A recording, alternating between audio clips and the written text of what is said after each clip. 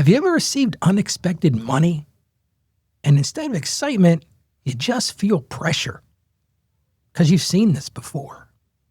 Refund, a gift, maybe even a surprise deposit, and somehow just vanished.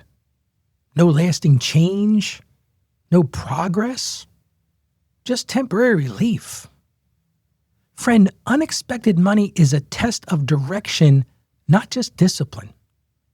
And today on the show, we're going to make sure the gift becomes momentum and not some phantom memory.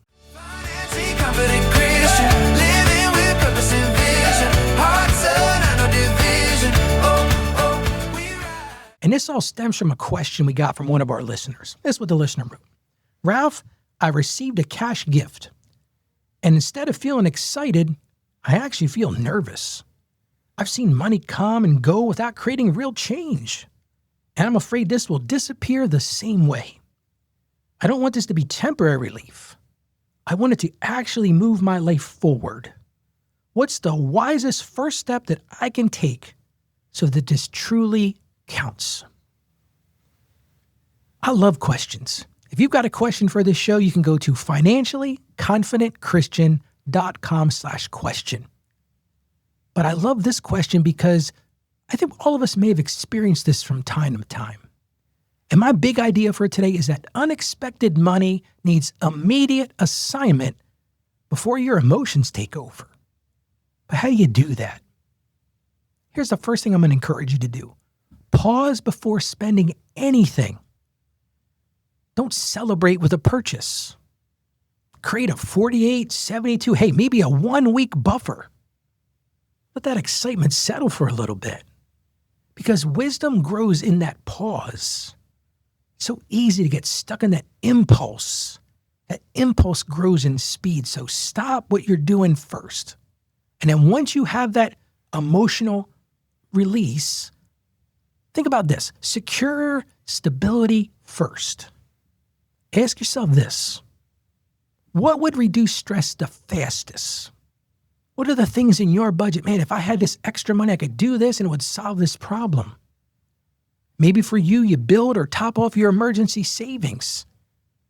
A lot of people don't think about that, but that's a great way to just give you a little bit of an infusion. We talked the other day about somebody that's been saving for a house. Hey, maybe put that money in that house fund.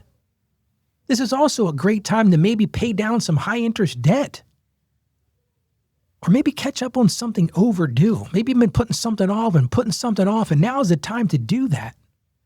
Because when you build that stability, that creates peace. And when you live in peace, you have clarity in your life. But in order to do that, you've got to allocate by purpose, not by some feeling. I'm going to encourage you to use a simple framework. Think about it like this. A portion of that is to stabilize yourself. What are the things I can put money aside? I can build an emergency fund. Maybe a portion to strengthen yourself. And yes, a portion to enjoy yourself. You got to have some joy in this. So for example, maybe your allocation is 60% goes into the stabilize idea. 30% goes into strengthen. And yes, I'm going to take 10% and celebrate. Now don't go overboard on that. And you can adjust the percentages for your life. But at the front end, you got to give every dollar a job because guess what? If you don't, it's going to vanish. Which leads me to this. Move that money quickly. Checking accounts are what I call spending zones. If it's in the checking account, hey, that's available money. So transfer those funds immediately. Whether it's to savings, maybe you're going to put it in a savings account. Pay those debts immediately. Put a separate goal account. Because when you build that distance, it reduces that drift. You won't be saying like the listener said, I don't want this to happen again. I've seen this before. And then in the end, reflect before the next opportunity even comes. You might be listening to this right now and you're saying, Ralph, man, I don't have any bonus on the horizon. Nobody's dropped any money in my lap. But let me encourage you, it's going to happen. Something unexpected in a positive way is going to happen. So ask yourself, what pattern do I want to create with windfalls in the future? Because if every unexpected dollar moves you forward, you can change your financial trajectory one decision at a time. So my encouragement, big takeaway for today, is to give every single dollar direction. Give it direction. So here's your win for today. I want you to write down exactly where every dollar of that gift is going. Not rough, I'm talking about specific, to the dollar. Because clarity prevents regret. Think about what might be coming in. Maybe you've got a tax refund. Maybe you get a bonus at work. Scratch that down today. Here's what's coming in, and here's how I'm going to allocate that. Well, let's get right to our Bible verse today. This is one that, if you've listened to this show, you know I've used a dozen times probably. It's from Proverbs chapter 13, verse 11. It says, "Dishonest money dwindles away, but whoever gathers money little by little makes it grow." How does that affect us today? What is God saying to us? He's saying to us, steady, intentional stewardship, not emotional spending, is what turns money into long-term growth. How about we pray together?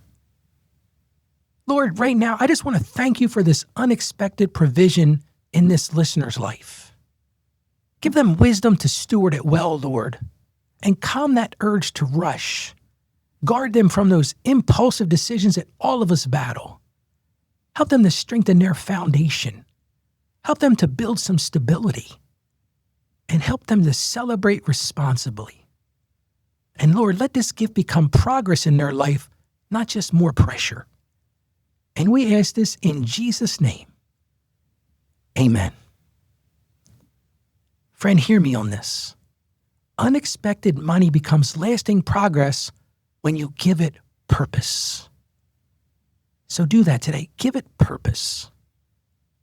And if you've got a question for this show, maybe a financial struggle you're going through or something that you could use some help with, I would love to answer your question right here on the show.